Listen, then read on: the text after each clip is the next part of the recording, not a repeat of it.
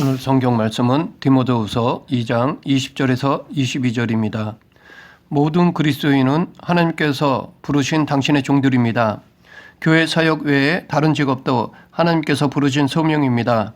모든 그리스도인들은 자기의 일터에서 하나님께서 주신 사명을 감당해야 하는 사역자로서 교회에서의 사역자와 다를 바가 없습니다. 모든 그리스도인은 하나님의 종이라는 신분으로서 차별이 없습니다. 교회뿐 아니라 세상의 자리도 하나님께서 세우신 것이기에 지금 자기의 위치나 자리가 사역지이며 거기서 사명감을 가지고 살아야 하는 것입니다.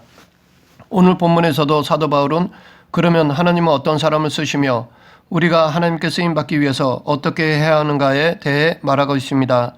앞으로 자기를 이어서 사역을 감당해야 할 디모데에게 하나님께 쓰임받기 위한 우리의 자세에 대해 그릇에 비유하여 말하고 있습니다. 오늘 본문에 담겨있는 의미를 살펴보고 지금 우리들에게 필요한 교훈을 알아보겠습니다. 큰 집에는 금그릇과 은그릇뿐 아니라 나무그릇과 질그릇도 있어 귀하게 쓰는 것도 있고 천하게 쓰는 것도 있나니 그러므로 누구든지 이런 것에서 자기를 깨끗하게 하면 귀히 쓰는 그릇이 되어 거룩하고 주인의 쓰임에 합당하며 모든 선한 일에 준비함이 되리라. 또한 너는 청년의 정욕을 피하고 주를 깨끗한 마음으로 부르는 자들과 함께 의와 믿음과 사랑과 화평을 따르라. 어리석고 무식한 변론을 버리라. 이에서 다툼이 나는 줄 암이라. 여기서 바울은 그릇에 대한 비유를 통해 하나님 나라의 중요한 원리를 설명하고 있다고 하겠습니다. 이 비유는 당시의 사람뿐 아니라 현대를 사는 우리에게도 그 의미가 잘 전달되고 있다고 봅니다. 바울이 의도한 바를 파악하기에 무리가 없을 것이라 생각합니다. 집집마다 나름대로 찬장을 열면 각양각색의 그릇들이 진열되어 있을 것입니다. 그 그릇들의 재료와 모양도 다양할 것입니다. 또한 그 용도 면에서 접대용으로 사용하는 것이 있고 평소에 편하게 사용하는 것들이 있습니다. 이와 마찬가지로 하나님 나라를 위해서 부름받은 성도들도 쓰임이 다양합니다. 우리는 하나님 나라를 위해 사용되는 성도들의 다양한 쓰임에 대해 인정해야 합니다. 이것은 바울이 교회에 대해 말할 때 사용했던 몸의 비유를 통해서도 알 수 있습니다. 몸은 한 지체로만 이루어져 있지 않습니다. 몸에는 그 쓰임과 기능을 달리하는 다양한 지체가 있듯이 하나님 나라에도 다양한 그릇들이 있습니다. 그런데 우리의 현실을 가만히 살펴보면 이러한 영적인 진리를 이해는 하지만 실제의 삶에서는 적용하지 않고 무시하는 경향이 있습니다. 우리는 대부분 아니 거의 모두가 사람들로부터 특별한 존재로 대접받고 싶어 합니다. 비유에 나오는 그릇들 중에 금그릇이 되고 싶어 합니다. 그래서 세상에서 인정받고 권위 있는 자로 쓰임받고 싶어 합니다. 반면에 우리는 세상에서 별 볼 일 없는 존재로 취급받고 싶어 하지 않습니다. 이 비유에 나오는 질그릇은 되고 싶어 하지는 않습니다. 그래서 낮아져 섬기는 자로 쓰임받고 싶어 하지 않습니다. 이런 마음은 금그릇이 질그릇보다 우월하다고 생각하기 때문입니다. 그러나 하나님의 일에는 높고 낮음이 없습니다. 단지 우선순위가 있을 뿐입니다. 교회에 대한 몸의 비유에서처럼 몸을 이루는 지체는 각 기능이 다를 뿐이지 다 소중하고 귀한 존재들입니다. 그 어느 것도 하찮게 보아서는 안 됩니다. 어느 하나 절대로 우월의식을 가질 수 없습니다. 그릇의 재료를 우리는 높낮이로 보는데 하나님은 그렇지 않으십니다. 그래서 교회의 질서를 위해 우선순위가 있는데 말씀이 우선이라고 해서 항상 목사의 생각과 주장이 우선이 되어서는 안 됩니다. 하나님은 당신의 뜻에 따라 각각의 일에 어울리는 그릇을 두십니다. 그리고 그에 합당한 사명을 주십니다. 그러므로 우리가 하나님 나라를 위해 쓰임에 있어 다양성을 인정하지 않고 한 쓰임만을 가치 있다고 생각하는 것은 잘못된 것입니다. 이것은 자신에게 주어진 하나님의 은사나 달란트를 무시하는 처사가 됩니다. 이는 어떤 면에서 보면 하나님께서 창조하신 자신의 모습을 사랑하지 않는 것과도 같습니다. 혹은 내게 주신 달란트를 인정하지 않고 내게 주시지 않는 다른 사람의 것을 추구하는 것은 하나님께서 디자인하신 그리스도인의 온전함을 깨는 것이라 할 수 있습니다. 또한 이것은 나의 욕구를 충족시키는 것일 뿐 그 어떤 선이나 의도 이룰 수 없습니다. 하나님은 우리를 다양하게 지으셨지만 우리와 다른 시선으로 보십니다. 우리는 지음받은 다양한 모습을 비교하지만 하나님은 그렇지 않으십니다. 다양한 속에서 똑같은 무게로 보십니다. 그러므로 우리는 하나님께서 쓰임을 달리하는 각양의 그릇이 있음을 인정하고 과연 나는 어떤 그릇으로 세움을 받았는지 성찰해서 그 그릇으로 충성해야 합니다. 하나님이 인정하시고 칭찬하시는 자는 금그릇이나 은그릇으로 세움받는 자가 아니라 얼마나 하나님의 일에 충성하였느냐 하는 것입니다. 마치 달란트 비유에서처럼 몇 달란트를 받았는가가 아니라 얼만큼 충성되게 일하였느냐가 주인의 칭찬을 받았던 것과 같습니다. 그런데 우리는 이것을 5달란트나 2달란트 받은 자는 주인이 그를 인정하고 1달란트를 받은 자는 주인이 인정하지 않은 것으로 생각할 수 있습니다. 그래서 일하지 않는 것을 정당화할 수 있습니다. 그러나 하나님은 그렇게 보시지 않습니다. 혹은 그릇의 재료에 대한 구분을 자기 의지와 상관없는 태어난 환경, 즉 지금으로 말하면 세상적인 금수저나 흙수저로 볼 수 있습니다. 그래서 비록 흙수저로 태어났어도 내게 주어진 일에 충성하면 하나님이 칭찬하신다는 것입니다.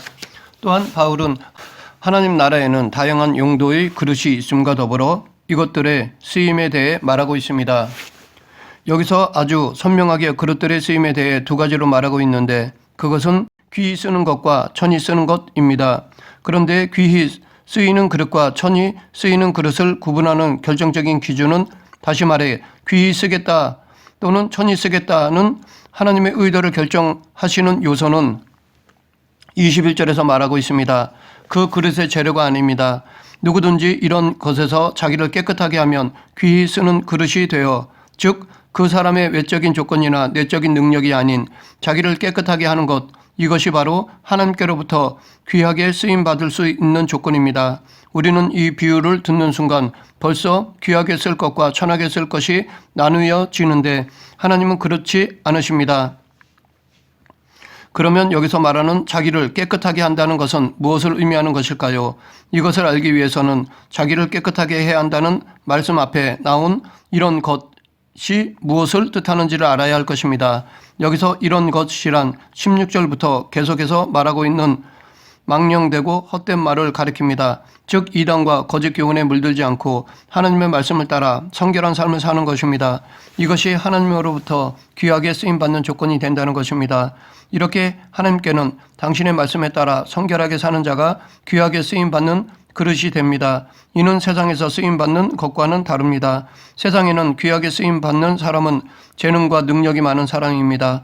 어쩌면 금 그릇처럼 조건이 좋은 사람일 수 있습니다. 그 사람이 속이야 어떻든 간에 외형적으로 드러나는 그의 능력과 조건을 볼 뿐입니다. 물론 근래에 들어오면서 능력과 함께 인성에 조금씩 눈을 돌리는 성향을 보이기는 하지만 결정적인 요인으로 작용하는 것은 뭐니 해도 능력과 조건입니다.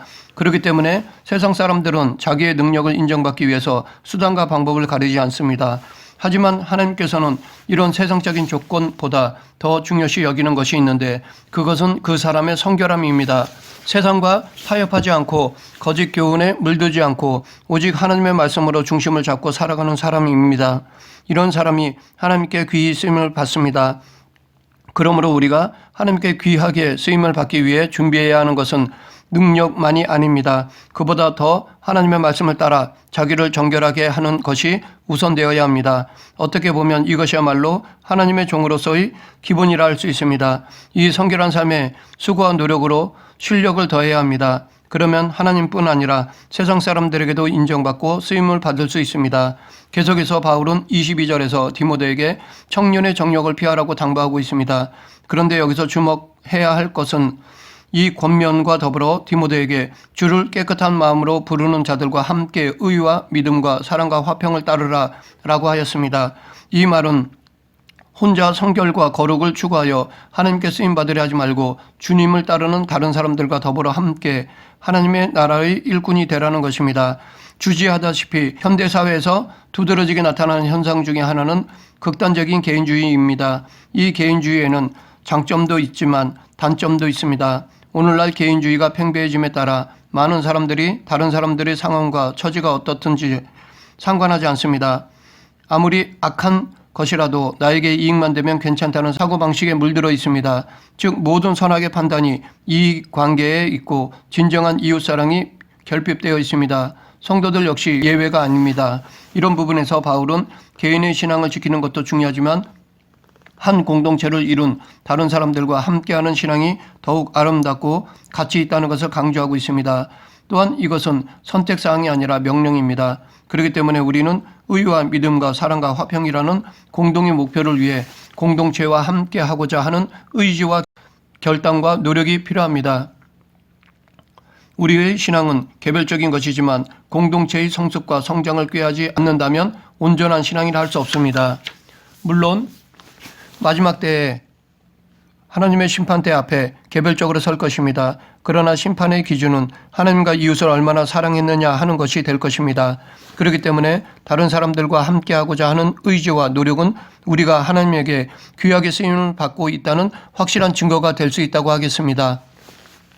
이렇게 이웃과 함께하고자 하는 마음과 노력을 하는 사람은 하나님의 나라를 이루려는 아름답고 고귀한 신앙을 가진 사람입니다. 이런 신앙을 가진 사람들이 이 세상에서 그 어느 누구보다도 빛과 소금의 삶을 산다고 하겠습니다. 물론 세상 사람들은 그것을 몰라줄 수 있습니다. 하지만 하나님은 그들의 수고와 노력을 다 알고 계십니다. 바울이 우리에게 위대한 신앙으로 인정되는 이유 중에 하나도 그에게는 다른 사람들과 함께 진리를 추구하고자 했던 노력들이 있었기 때문입니다. 이에 대한 증거들을 우리는 그의 많은 서신들을 통해 확인할 수 있습니다. 그는 항상 동역자를 세우고 함께 일을 감당하였습니다. 그것도 남 위에 군림하지 않고 동등한 동역자로 일하였습니다. 이처럼 다른 사람들과 함께 진리를 추구하려는 노력이 우리에게도 있다면 우리도 바울처럼 이 세상에서 빛을 발하는 믿음의 사람이 될 것입니다. 하나님의 나라를 위해 다른 사람들과 함께하고자 하는 삶을 사는 것이야말로 우리의 인생의 가치를 결정하는 매우 중요한 것이라 생각합니다. 바울이 자신의 서신서에서 놓치지 않고 이야기하는 것은 개인 구원만 아니라 교회 공동체였습니다. 이것은 하나님 사랑과 이웃 사랑을 온전히 이루는 것입니다. 우리는 개인 구원뿐 아니라 공동체인 교회를 중시해야 합니다. 이 둘 중에 한쪽으로 치우치지 말아야 합니다.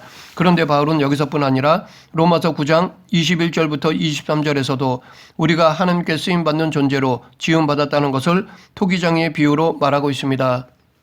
그런데 여기서는 오늘 본문의 비유와 차이점이 있습니다. 오늘 본문에서는 그릇의 재료의 차이가 있는 반면에 여기서는 똑같은 재료인 질그릇으로 되어 있다는 것입니다. 이런 미묘한 차이점을 염두에 두고 이 비유를 보아야 할 것입니다.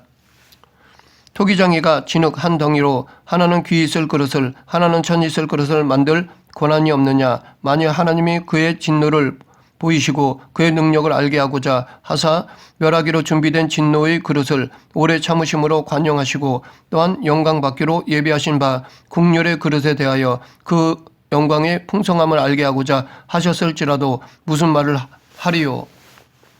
여기서 바울은 토기장이가 진흙으로 귀하게 쓸 그릇과 천하게 쓸 그릇을 만드는 권한이 없느냐고 반문하고 있습니다.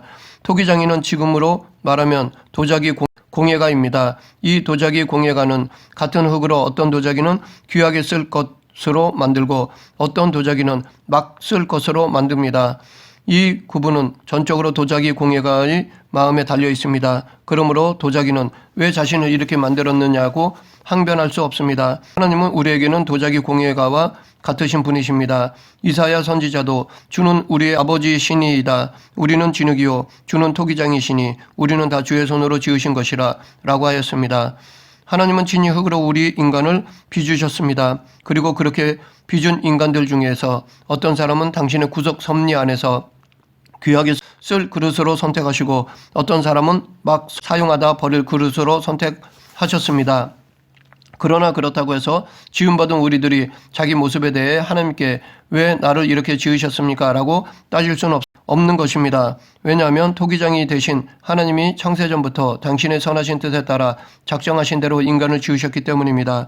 물론 이 선택과 유기에 대해 인간적으로 보면 불만이 있을 수 있겠지만 다행한 것은 불신자들이 이런 생각을 하지 않는다는 것입니다. 자기가 믿고 싶지 않아서 안 믿는다고 말합니다. 그리고 우리들은 이런 상황에 대해 단지 하나님이 귀히 쓸 그릇으로 선택하심에 감사해야 할 뿐입니다. 그와 동시에 믿지 않는 사람들에게 끊임없이 복음을 전해야 합니다. 왜냐하면 지금 하나님이 선택한 믿지 않는 사람들이 있기 때문입니다. 사실 우리도 만들어진 재료로만 본다면 결코 귀한 그릇이라 할 수 없습니다. 왜냐하면 우리 또한 천이 쓸 그릇과 동일하게 흙으로 지음받았기 때문입니다. 그럼에도 불구하고 우리는 하나님의 귀한 그릇입니다. 그 이유는 우리 안에 보배를 담고 있기 때문입니다. 곧 그리스도를 담고 있기 때문입니다. 사도 바울은 그리스도를 보배로 비유하여 우리가 이 보배를 질그릇에 가졌으니 라고 하였습니다. 우리도 남들과 다를 바 없는 질그릇같이 천하고 깨어지기 쉬운 존재요 또 흠 많은 존재이지만 하나님은 우리를 당신의 보배인 그리스도를 담을 그릇으로 택하신 것입니다. 또한 그 안에 담긴 그리스도로 말미암아 우리를 귀하게 사용하시는 것입니다. 그러므로 우리는 하나님이 우리를 지금보다 더 귀하게 사용하시기에 부족함이 없도록 우리를 더욱 깨끗한 그릇으로 만들어 가야 합니다. 하나님이 사용하시는 그릇은 그 재료를 따지지 않고 다만 깨끗한 그릇입니다. 아무리 좋은 재질로 만들어진 그릇이라도 더러운 그릇은 사용하지 않듯이 우리는 비록 우리의 조건이나 능력이 부족해도 거기에 기죽지 말고 우리 자신을 더럽히는 탐심이나 정욕을 우리 마음속에서 버려야 합니다. 혹 죄로 더러워진 부분이 있다면 회개하여 예수 그리스도의 보혈로 깨끗하게 씻어야 합니다. 이렇게 깨끗하게 준비된 그릇을 하나님은 당신의 섭리를 이루는 그릇으로 사용하십니다.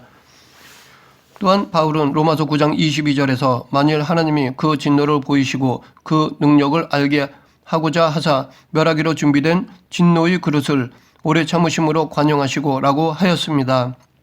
여기서 바울은 이 세상에는 진노의 그릇이 있다고 말하고 있으며 이 진노의 그릇은 예수 그리스도를 통한 하나님의 구원의 은혜와 사랑을 거부하는 불신자들을 의미합니다. 로마서 1장 18절에서도 하나님의 진노가 불의로 진리를 막는 사람들의 모든 경건치 않음과 불의에 대하여 하늘로 쫓아 나타나나니 라고 하였습니다. 이 불의한 자들은 바울 당시의 이방인은 물론 유대인들도 포함하고 있습니다. 구약의 이스라엘은 토기장이 대신 하나님이 정성을 다하여 빚은 그릇이었습니다. 그런데 도가니에 넣고 구운 후에 보니 기대와는 다르게 불량 그릇으로 나타난 것입니다. 진정한 도자기 공예가는 자신이 아무리 정성을 들여서 도자기를 만들었어도 도가니에서 불량품이 나오면 미련 없이 깨부셔 버립니다. 그런데 바울은 토기장이 되신 하나님은 그러한 진노의 그릇에 대하여조차 오래 참으심으로 관용하신다고 하였습니다. 그 이유는 그들이 아까워서가 아닙니다. 하나님의 공의의 속성에 비추어 보면 아무리 당신의 정성이 담긴 그릇이라도 분량은 파기하시는 것이 정상입니다. 그럼에도 하나님이 그들을 당장 파기하지 않으시고 인내와 간용으로 대해 주시는 이유는 그들이 그들의 죄를 깨닫고 회개하여 구원에 참여하기를 바라시기 때문입니다. 하나님께서 당신의 공의를 만족시키지 못하는 자들, 곧 불의한 자들에게조차 자비를 베푸시며 인내하시는 것은 그들에게 회개의 기회를 주시기 위함입니다. 그런데도 이런 사실을 모르고 오늘도 유대인들은 예수 그리스도를 부인하고 다른 메시아를 기다리고 있고 불신자들은 하나님이 어디 있느냐라며 불신하고 있습니다. 이런 현상에 대해 솔로몬은 악한 일에 징벌이 속히 실행되지 않으므로 인생들이 악을 행하기에 마음이 담대하도다라고 하였습니다. 그러나 하나님의 인내와 관용이 언제까지나 계속되는 것은 아닙니다. 하나님의 인내와 관용도 당신의 정한 기간이 있습니다. 마냥 참으면 그것은 참는 것이 아닙니다. 하나님은 당신의 오래 참으심에도 불구하고 당신의 인내와 관용을 멸시하며 회개하지 아니하고 계속해서 죄악을 행하는 자들에 대해서는 심판을 내리십니다.